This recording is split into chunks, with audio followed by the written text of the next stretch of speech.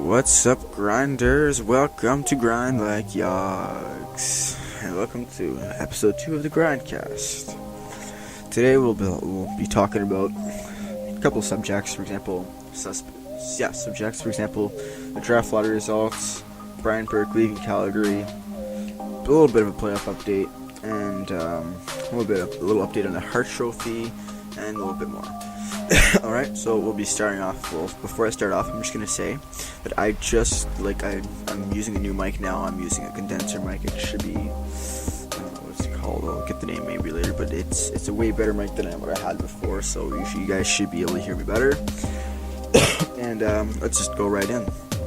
So hopefully, what my plan is I have music playing in the background right now, and hopefully you guys will be able to hear it. If not, it's not a big deal, but yeah. So what's gonna go on to start off is we'll be talking about the draft lottery. Obviously, all you guys know Buffalo has won the draft lottery, and they will have the rights to select Rasmus Dahlin. If they do not select Rasmus Dahlin, they're out of their minds, if you ask me. And second overall goes to the Carolina Hurricanes. I believe they'll be selecting either Andrei Svechnikov or Filip Zadina, one of the two, and Montreal will be selecting whoever Carolina did not select with the third overall. So, for example, if Carolina selects Svechnikov, Montreal gets Zadina, vice versa.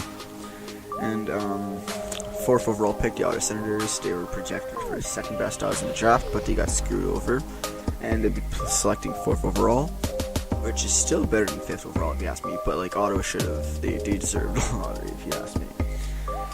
And I believe they'll be selecting Adam Bogfist, and Arizona will be selecting Brady Tkachuk at fifth overall. Now I'll be moving on to the next topic, and Brian Burke will not be joining Calgary next year because his contract's up this year. He's just done. So that's really all I have. That's it. He says he doesn't want another job right now, but he'll be in the future. He might be open to more, to coming back to the hockey community. And he said this quote because the reason why he was hired, he says, is because he was there to groom new general manager, and then whenever that general manager is ready, he'd leave, right? So he says this. And he's saying this about Brad Treliving. He is saying, quote, "I'm not sure if he needs Brian Burke anymore." So pretty much he says he does not think that Brad Treliving needs his mentorship anymore, so he is now just leaving, right? He also says he has no regrets, and he will be joining the Sportsnet's crew as a playoff analyst for these playoffs. After that, who knows what's gonna happen? But that's really all I have to say to that. And yeah. And now for a little playoff update. I wrote these down a couple of days ago, so I don't know how accurate these things are, but I'll update according to games that I watched. Vegas versus San Jose. Vegas won game 1 7-0. Fleury was lights out. Game 2 not so much. Fleury was still lights out, but Vegas did not look like Vegas. They lost their first game in the playoff. Alright, back to the podcast. I had to check something really quick. So as I was saying, the Vegas Golden Knights did not look good at all last game, and Fleury was again lights out. William Karlsson, he was playing, but he wasn't William Karlsson. James Neal wasn't James Neal. Just a couple examples. They were not playing to where they should be playing this. We're in the playoffs, and San Jose really deserved to win. Vegas only got, by the time I finished watching the game, I think it was 22 shots on net that San Jose got on Vegas. Vegas got on San Jose. At the end of the game, I'm pretty sure it was 40 shots that San Jose had on Vegas. So it was a wicked game for Vegas, at least. not so much for there's a wicked game for San Jose, not so much for Vegas. And the only other game I'll be covering right now in this podcast is Tampa Bay versus Boston. Boston won 6-2. Oh my goodness, what a crazy game! I personally didn't watch it, but I personally think it's crazy because of the score. Obviously, I don't know much about the game. I don't know who had many shots, but all I know about the game is that Tuukka Rask apparently he had a skate plate incident where he lost his skate plate and someone scored, and the goal was not waved off. It was still a good goal, which I think is completely outrageous. That really should have been a no goal. That's just my opinion. And really next off we'll be talking about the Hart Trophy candidates. And to start things off, all these candidates it's their first time being nominated, I'm pretty sure. And Taylor Hall, McKinnon, and Kopitar, they're all really the face of their franchise, except for maybe Kopitar. Hall it's his first time nominated. He got 94 points this year after a wicked bounce back season by Taylor Hall. If you ask me, just wicked. I don't know how many points he had last year, but I know he had a lot more this year than he did last year. And he's played phenomenal this year. And Nate McKinnon, it's his first time ever being nominated. In 74 games played, he got 97 points. If he would have played the entire season, I'm 100% sure he would have gotten at least 115, 120 points this season. He would have wiped the floor. And if McKinnon wins the Hart Trophy, which I think he will, he'll be the third Colorado Avalanche in team history to ever win the Hart Trophy. This is counting also the Quebec Nordiques, because Colorado used to be known as Quebec Nordiques, but the Quebec Nordiques moved to Colorado in '93, I believe. And onto Kopitar. He's the first player since Wayne Gretzky, and he's the first player since Wayne Gretzky for the LA Kings to score 90 points in a season.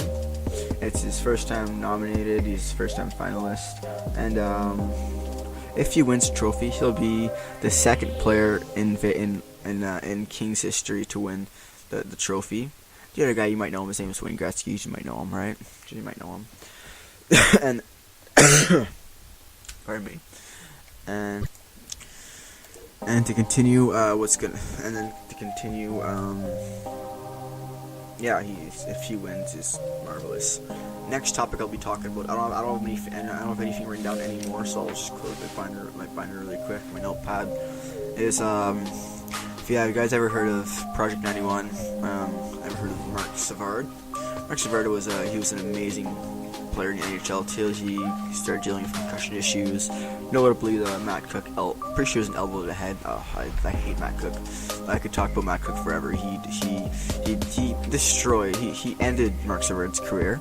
He almost ended Erik Karlsson's career back in 2013. And I hate everything about Matt Cook. And I hate any team. I will hate any team who employs him. Because you don't need that cheap shot. You really don't. All he is a cheap shot. He's knee guy. It's no. A good body check from here is a clean body check is okay. But if you're going out to hurt people like Matt Cook is, then you don't belong in hockey. You belong in a boxing ring. And then but anyways, back to the subject. Marc Savard. A little while ago, he started a YouTube channel. Because he's a stick tape enthusiast, right? I've been subscribed since I think his first or second episode, and he's also got hats, and he's every single hat he sells, the money goes towards concussion research, which I think is marvelous. And I love everything about Marc Savard, and as I was saying, Marc Savard, he's doing stick tape jobs. He's giving money to concussion research. He's giving away sticks. I can't say anything bad. I cannot say anything bad about Marc Savard. Sorry, I get a little distracted as I film. I'm gonna focus on this podcast really quick and just end it really off in a good 5 minutes. So what's gonna happen is Marc Savard, there's nothing I can say bad about him. I know I said that before, but I lost my train of thought, and